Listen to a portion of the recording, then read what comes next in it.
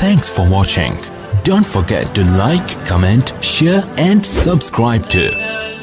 اللهم صل على محمد وعلى آل محمد كما تحب وترضى۔ میرے محبوب صلی اللہ علیہ وآلہ وسلم نے اللہ کے لیے، اللہ کے دین کے لیے کتنی قربانیاں دی۔ انسان کا کلیجہ منہ کو آتا ہے، بات کرنا بڑی آسان ہے، سیرت پڑھنا بھی بڑی آسان ہے، لیکن تصور کیجئے وہ کیسے حالات ہوں گے کہ جب آپ کے قتل کا منصوبہ بنایا جا رہا تھا،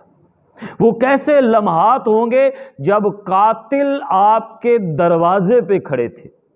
اور آپ کو شہید کرنے کا پروگرام بنا رہے تھے، لیکن وہ کیا جانتے تھے کہ وَمَكَرُوا مَكْرَ اللَّهِ وَاللَّهُ خَيْرُ الْمَاكِرِينَ۔ ایک تمہارے منصوبے ہیں، ایک اللہ کے منصوبے ہیں۔ اللہ نے اپنے محبوب صلی اللہ علیہ وسلم سے کہا، میرے نبی یہ آج تجھے قتل کرنے کے در پہ آئے ہیں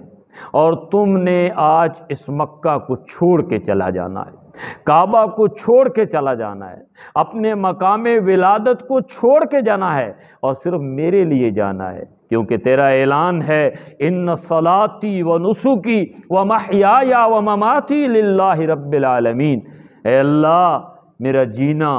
میرا مرنا، میری نماز، میری قربانی سب تیرے لیے ہے، تو آج اپنا گھر، اپنا خاندان، اپنے رشتہ دار سب کچھ چھوڑ کے چلا جا۔ چنانچہ رحمت عالم صلی اللہ علیہ وسلم نے اللہ کے حکم پہ کعبہ کو چھوڑا۔ یہ بڑا عجیب منظر تھا، آسمان نے نہ جانے کیسے یہ منظر دیکھا ہوگا، زمین نے نہ جانے یہ کیسے منظر قبول کیا ہوگا، جبرائیل کو کتنا غصہ آ رہا ہوگا، فرشتے کتنے لرز رہے ہوں گے کہ پروردگار ہمیں حکم دے، ان ظالموں نے تیرے محبوب کے ساتھ کیا کیا۔ اور وہ لمحہ کب تھا جب آپ نے پلٹ کے کعبہ کو دیکھا، مکہ کو دیکھا، اپنے ولادت کے مقام کو دیکھا، تو آپ نے فرمایا اے کعبہ، اللہ کی قسم تجھے چھوڑنے کو دل نہیں کر رہا، میں نے تیرے اندر ایک بڑی زندگی گزاری ہے، زندگی کے 50 سال گزارے ہیں، تجھے چھوڑنے کو دل نہیں کر رہا، لیکن میں کیا کروں، اے مکہ، اے کعبہ، تیرے رہنے والے مجھے یہاں رہنے نہیں دے رہے۔ چنانچہ نبی اکرم صلی اللہ علیہ وسلم اپنے بچپن کے دوست، اپنے جوانی کے دوست، اپنے غار ثور سیدنا صدیق اکبر رضی اللہ تعالی عنہ کے ساتھ مکہ کو چھوڑ کر مدینے تشریف لے گئے۔ یہ پیغام دیا ہے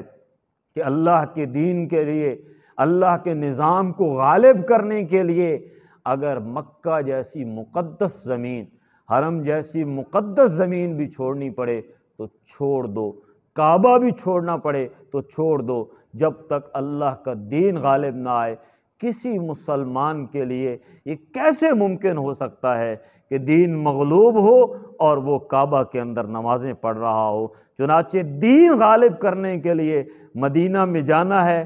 ریاست قائم کرنی ہے، پھر واپس آ کے اسی مکہ کے اوپر یہ اعلان کرنا ہے جاء الحق وزہق الباطل ان الباطل کان زہوقا۔ حق آ گیا ہے، باطل مٹ گیا ہے، اور اے دنیا بھر کے کافروں سن لو، یہ باطل، یہ کفر، یہ طاغوت مٹنے کے لیے ہے۔ یہی ربیع الاول کا پیغام ہے، یہی رحمت عالم کا پیغام ہے۔